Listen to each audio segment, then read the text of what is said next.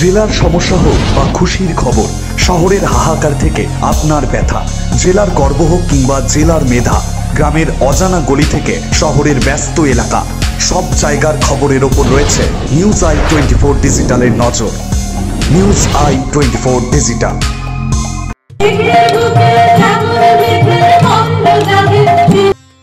দুর্গাপুরের মার্কনি দক্ষিণ পল্লী দুর্গাপুজো মণ্ডপে বিজয়া দশমীর রং ছড়িয়ে পড়ল সিঁদুর খেলায়।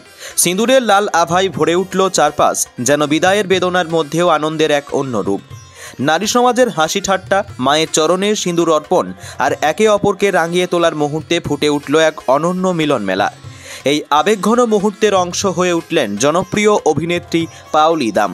স্থানীয় মহিলাদের সঙ্গে তিনি নিজেও মেতে উঠলেন সিঁদুর খেলায়।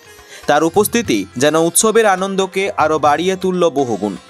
বৃষ্টি ভেজা দশমীর বিকেলেও থামাতে পারেনি এই উচ্ছ্বাস।